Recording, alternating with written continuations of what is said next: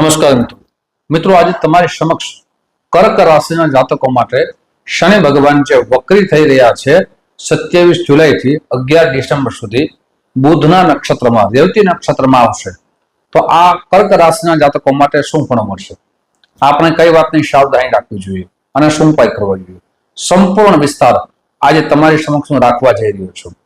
કર્ક રાશિના આપ જાતકો છો તો આ વિડીયો સંપૂર્ણ જરૂર સાંભળજો। આપના જીવનમાં જે પરિવર્તન આવવાનું છે, આપના જીવનમાં જે લાભ થવાનો છે તે સંપૂર્ણ વિસ્તાર।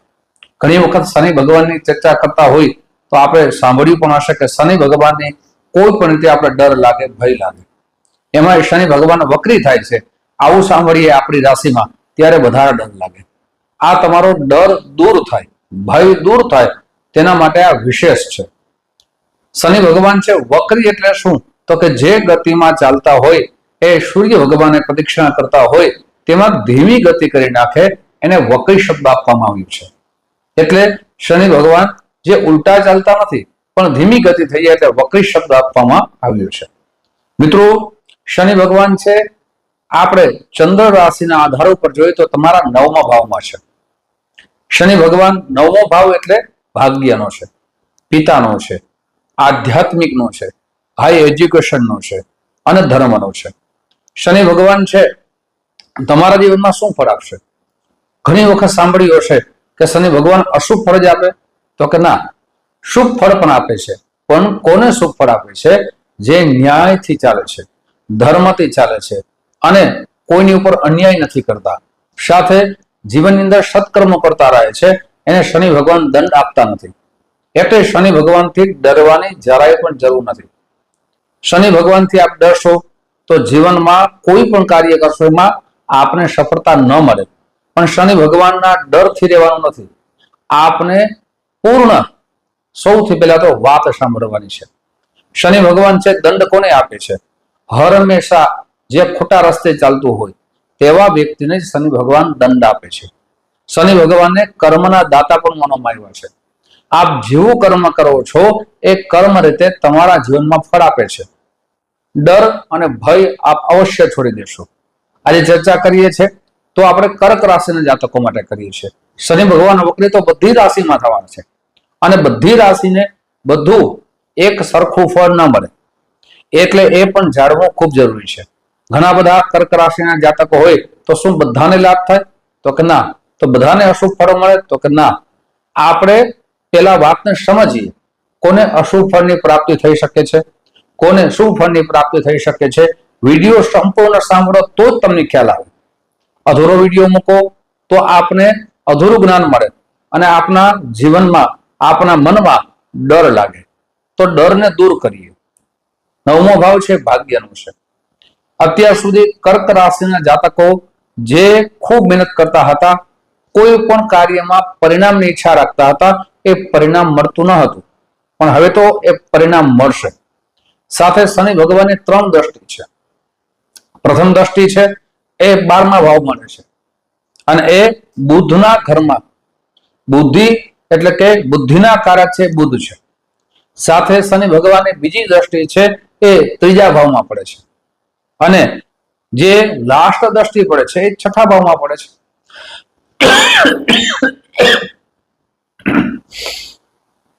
એ દ્રષ્ટિનું શું ફળ મળશે તે પણ ચર્ચા કરશું। હવે 9મો ભાવ છે એ ભાગ્યનો છે। માણસ ખૂબ મહેનત કરે પણ ભાગ્યનો સાથ ન મળે ત્યાં સુધી એ સફળતા પ્રાપ્ત કરી શકે નહીં, ભાગ્યનો સાથ મળશે। અને વિદ્યાર્થી બંધુઓ માટે આ સમય સારો છે। જ્યારે મહેનત કરીએ અને પરિણામ ના આવે ત્યારે નિરાશ થવાની કોઈ પણ પ્રકારની જરૂર નથી। શનિ ભગવાન તમારા જીવનમાં પણ સફળતાની ચાવી આપશે, પણ આપને સાવધાની પેલી વાતની એ રાખવાની છે કે આળસથી દૂર રહેવાનું છે। આપ આળસ કરો તો આપના જીવનમાં વિદ્યાભ્યાસ થઈ જ ન શકે।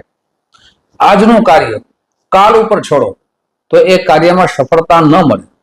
જ્યારે તમારો સારો સમય હોય ત્યારે વધારે વિશેષ મહેનત કરવાની જરૂર પડે। આપ જેટલી મહેનત કરશો તો આપને પરિણામ દેખાશે। સાથે આધ્યાત્મિક બનશો। જે જાતક આધ્યાત્મિક બને છે એમના જીવનમાં ખાસ કરીને એ માન સન્માનનો વધારો થાય, યશ કીર્તિનો વધારો થાય, સાથે સેવાના કાર્યમાં આપના વિચારો શુદ્ધ બને, પિતા તરફથી આપને સહયોગ મળશે. જે પિતા અને પુત્ર વચ્ચે વિવાદ થતા હતા એ વિવાદ હવે દૂર થશે. 9મો ભાવ છે એ યાત્રાનો પણ માનવામાં આવે છે. આપ યાત્રા પણ કરશો, નાની મોટી મુસાફરી પણ કરશો અને તેનાથી પણ આપના જીવનમાં લાભ થશે. હવે વાત કરીએ જે પ્રથમ દ્રષ્ટિ પડે છે એ 12મા ભાવમાં પડે છે. 12મો ભાવ કોનો છે? એ યાત્રાનો છે, વિદેશ યાત્રામાં છે. વિદેશ યાત્રામાં આપણા જે પણ કામો અટકી ગયા હશે એ કામો પૂર્ણ થશે, પણ ધીમી ગતિથી થશે. એટલે કોઈ આપણે મૂંઝાવાની નથી, ખાસ એ નિરાશ થવાની જરૂર નથી. કેવલ ને કેવલ આપના કાર્યમાં આપણે ધ્યાન દેવાની જરૂર પડી શકે છે.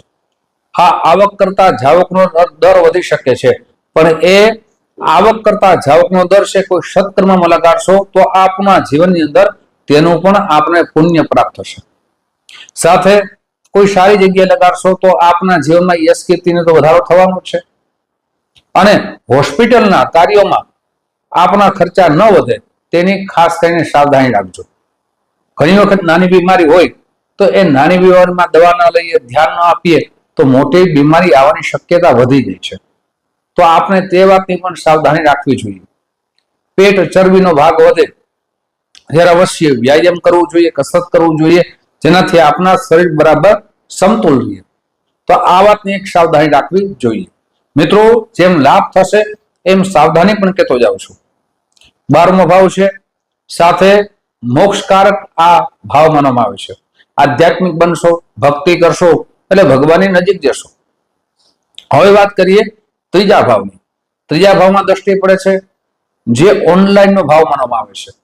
ઓનલાઈનમાં કોઈ રીતે આપ કાર્ય કરો છો, ફેસબુકના માધ્યમથી કાર્ય કરો છો, યુટ્યુબના માધ્યમથી કામ કરો છો, કોઈ પણ એપ્લિકેશન જે પ્રચલિત હોય તેના માધ્યમથી કોઈ વિડીયો ઉતારો છો અથવા તેમાં નોકરી કરો છો, એમાં બિઝનેસ કરો છો, પણ અત્યાર સુધી લોસ આવતો હતો, લાભ થતો ન હતો, પ્રસિદ્ધિ મળતી ન હતી. હવે આપને લાભ થશે, આપની પ્રસિદ્ધિ વધશે. પણ એક વાતની સાવધાની રાખવી ખૂબ જરૂરી છે કે એમાં ફ્રોડ બહુ છે. તો આવા વ્યક્તિના ફ્રોડ જે કરતા હોય એવા વ્યક્તિથી આપને સાવધાની રાખવી જોઈએ, જેનાથી આપને પૈસાનું નુકસાન ન થઈ શકે, આપની પ્રસિદ્ધિમાં કોઈ પણ જાતની બદનામી ન થઈ શકે. તો એ વાતની સાવધાની રાખવી ખૂબ જરૂરી છે. આપના ભાઈ બહેનો તરફથી આપને સહયોગ મળશે. આપને સહયોગની સાથે સાથે આપ કાર્ય પણ એક કરશો. હવે વાત કરીએ જે લાસ્ટ દ્રષ્ટિ પડે છે. મિત્રો, ઉપાય પણ બતાવીશ એટલે સંપૂર્ણ આ વિડીયો જરૂર સાંભળજો. હવે જે લાસ્ટ દ્રષ્ટિ પડે છે એની ચર્ચા કરીએ તે પહેલા એક નમ્ર પ્રાર્થના છે. મારા નવા મિત્રો આ વિડીયો જોઈ રહ્યા છો, મિત્રો આ વિડીયો તમને ગમે તો જરૂર ને જરૂર લાઈક કરજો, શેર કરજો. સાથે તમને આ વિડીયો ગમ્યો હોય તો જય શનિદેવ અવશ્ય લખજો. ફેસબુકના માધ્યમથી જોયો છો તો આ પેજને ફોલો કરી લેજો, જેનાથી આપને નવી નવી જાણકારી પ્રાપ્ત થતી રહે, આપના જીવનમાં પરિવર્તન આવી શકે, આપને લાભ થઈ શકે. મિત્રો, લાસ્ટ દ્રષ્ટિ 6થા ભાવમાં પડે છે. 6થો ભાવ છે રોગનો છે, શત્રુનો છે, મોસાળનો છે, જોગનો પણ માનવામાં આવે છે. અત્યાર સુધી શું થતું હતું, આપણા શત્રુ તો હતા પણ આપને છુપી રીતે હેરાન પરેશાન કરતા હતા. પણ હવે વધારે સાવધાન થવાનો સમય છે. આપના શત્રુ આપની સમક્ષ આવશે પણ પરાસ્ત થશે, વિજય આપનો મળશે. કોર્ટ કચેરીમાં આપ હેરાન પરેશાન હતા તેમાં પણ રાહત મળશે, એમાં આપને લાભ થવાનો છે. સાથે આપની જોબમાં જે અટકણો આવતી હતી, જે વિલંબ થતો હતો, પ્રમોશન અટકી ગયું હતો, તેમાં પણ આપને લાભ થવાનો છે. શનિ ભગવાન કોના જીવનમાં સારા ફળની પ્રાપ્તિ કરાવશે?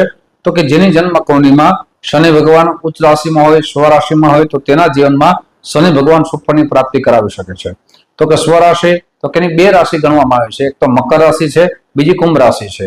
સાથે તુલા રાશિમાં પણ શનિ ભગવાન સારા ફળની પ્રાપ્તિ કરાવે છે. પણ શનિ ભગવાન જો તમારા ચંદ્રમા સાથે યુતિ કરતા હોય અથવા મંગળ સાથે યુતિ કરતા હોય, રાહુ સાથે યુતિ કરતા હોય, કેતુ સાથે યુતિ કરતા હોય, 6થા સ્થાનમાં હોય, 8મા સ્થાનમાં હોય, 12મા સ્થાનમાં હોય તો આ શનિ ભગવાન અશુભ ફળની પ્રાપ્તિ પણ કરાવે છે. પણ મિત્રો, એક વાત યાદ રાખવી ખૂબ જરૂરી છે કે જન્મના ગ્રહો સારી સ્થિતિમાં હોય તો એ શુભ ફળની પ્રાપ્તિ કરાવે, પણ જન્મના ગ્રહો અશુભ સ્થિતિમાં હોય તો એ પણ અશુભ ફળની પ્રાપ્તિ કરાવે. તો તમારી જન્મ કુંડળીમાં ગ્રહોની અશુભતા વધારે હોય, અશુભ યોગ નિર્માણ વધારે થતું હોય તો તેની પૂજા વિધિ અવશ્ય કરાવવી જોઈએ.